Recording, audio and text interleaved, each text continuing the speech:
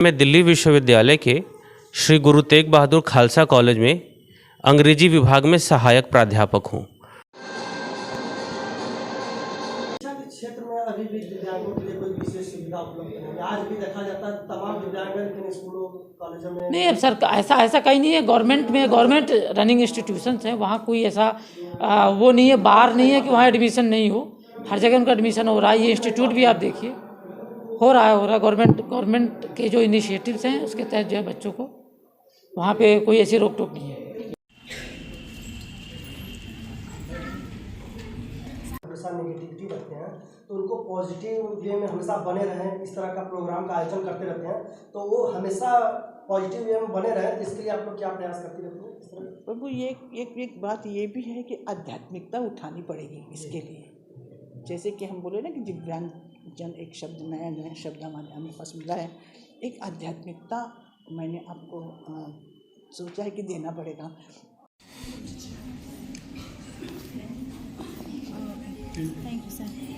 नहीं, दिव्यांग दिवस ये मनाना बहुत ज़रूरी है और ये जागरूकता अभी भी फैलाने की बहुत ज़रूरत है, क्योंकि अभी भी बहुत से लोग हैं जिन्हें पता नहीं होता और वो नहीं जानते कि दिव्यांग कुछ कर सकते हैं। और हमें उनको ये पहचानना होगा कि कहीं क्षमता से कमी होने के नाते हमारा हाथ हमको सहारे के हाथ में देना पड़ेगा।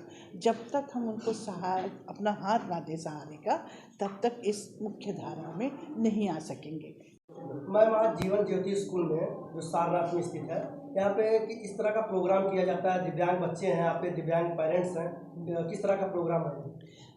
दिव्यांग बच्चों के लिए एक उत्साह देने वाला ये प्रोग्राम है कि उनको ये पता लगे, कहीं विश्वास हो जाए मन में कि हम निगलेक्टेड नहीं हैं। कोई ना कोई कहीं ना कहीं हम धारा से जुड़े रहेंगे और हमें प्रेम मिलेगा।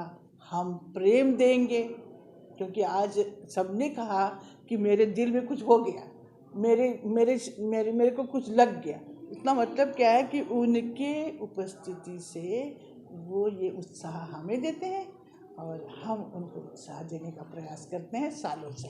यही है। मैम, आप लोग एक सराहनीय कार्य कर रही हैं, दिव्यांगजनों का यहाँ सम्मानित कर रही हैं। कहीं आज खाने का भी व्यवस्था है, तो मैम इस तरह का जो व्यवस्था करती हैं तो आप लोग किस तरह से कैसे योगदान होता है? ये हम खोजते ही रहते हैं बाबू, खोजते रहते हैं, खोजना पड़ता है। ये आसानी से बनेगा नहीं घर पे, ना ये गिरेगा कहीं से। इसके लिए प्रयास करना पड़ता है। आप अपने इस कार्यक्रम के माध्यम से और जो दिव्यांगजन हैं उनको क्या संदेश देना चाहेंगे? हम कहीं ना कहीं विकलांग हैं, भले हम सक्षम दिखा देते हैं, कहीं ना कहीं हम सक्षम हैं। हमारे प्रधानमंत्री ने जो एक शब्द कहा दिव्यांग, ये सबके लिए लागू है। भले उन पैर से अपाई हो, परंतु सबके लिए लागू है। परंतु एक बात तो ये है कि हमें उनको पहचानना होगा। हमें उनको ये पहचानना होगा कि कहीं क्षमता से कमी होने के नाते हमारा हाथ हमको सहारे के हाथ में देना पड़ेगा। जब तक हम उनको अपना हाथ ना दे सहारे का, तब तक इस मुख्य धारा में नहीं आ सकेंगे।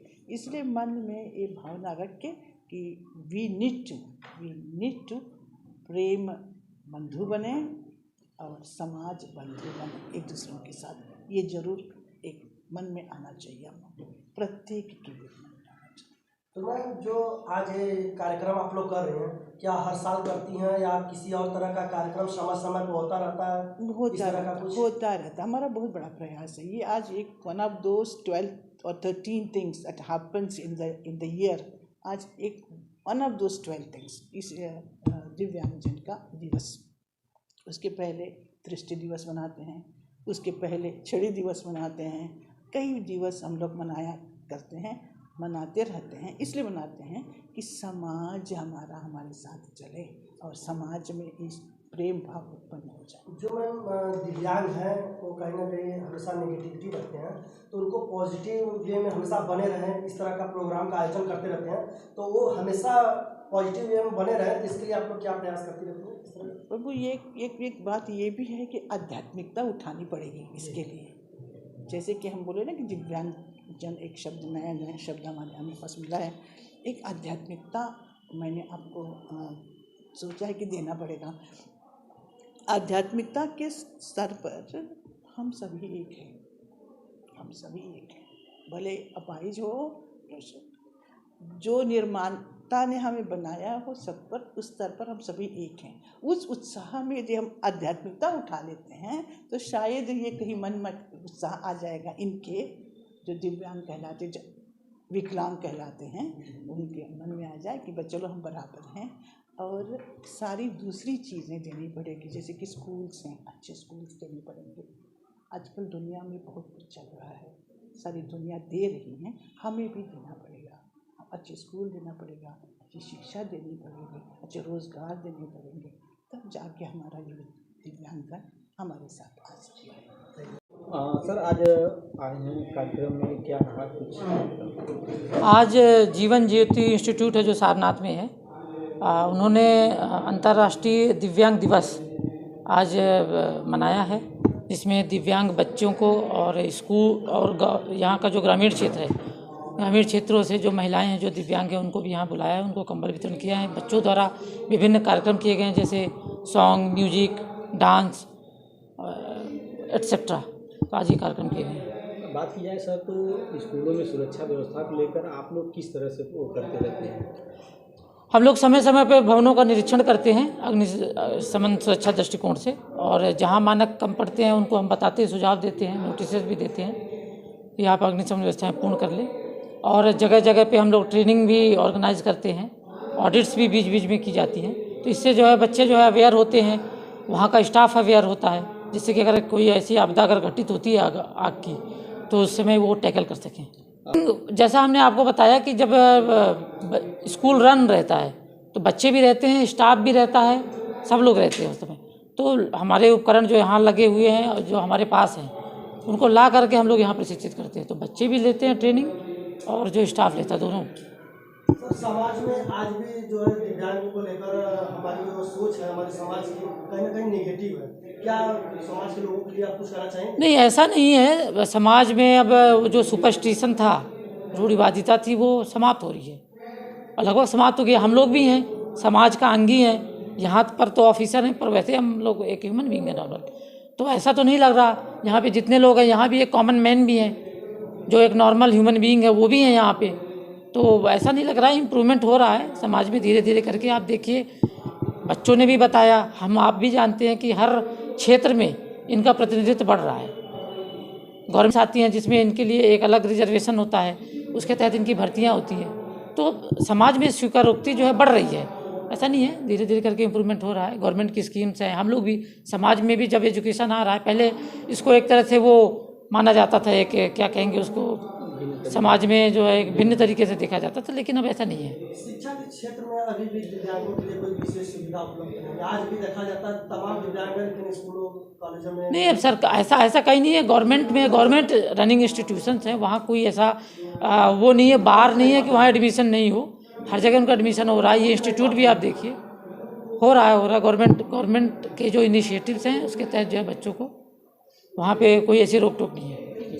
मेरा नाम डॉक्टर अखिलेश कुमार है और मैं उत्तर प्रदेश गाज़ीपुर से रहने वाला हूँ। सर आज आप जीवन ज्योति स्कूल में आए हैं जी। आज दिव्यांग दिवस मनाया जा रहा है। 3 दिसंबर को था, किन्हीं कारणों से आज मनाया जा रहा है जी। तो इस पे आप क्या कहना चाहेंगे?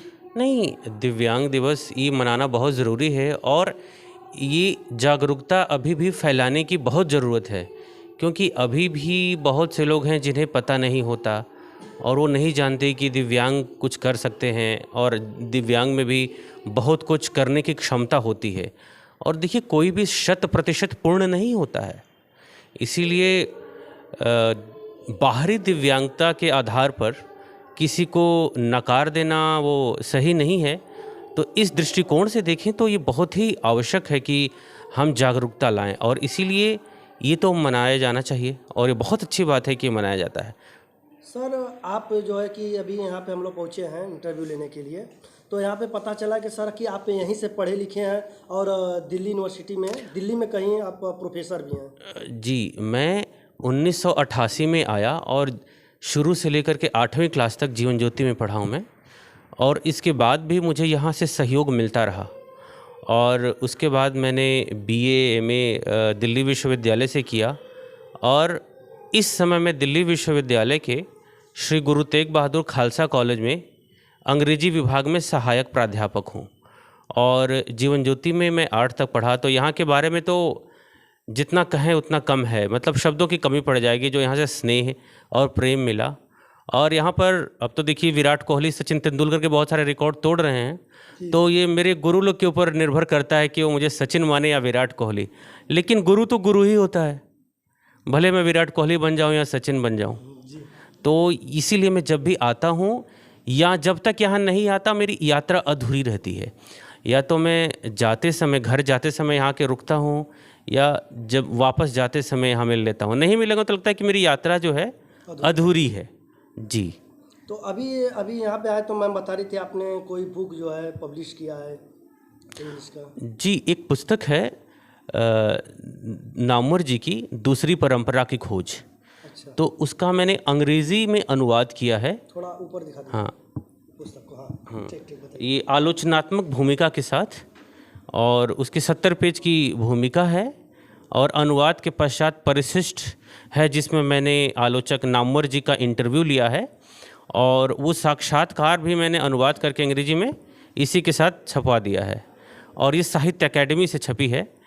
और इसका 2 शब्द जो प्रस्तावना है इसकी, वो हरीश त्रिवेदी जी ने लिखा है, और इसका पीछे जो कवर पर ब्लर्ब है उसको अनामिका जी ने लिखा है, जिनको 2 साल पहले साहित्य अकेडमी पुरस्कार मिला था। वो कवित्री हैं हिंदी की, तो उन्होंने लिखा है। उसका जो पीछे का कवर पे है।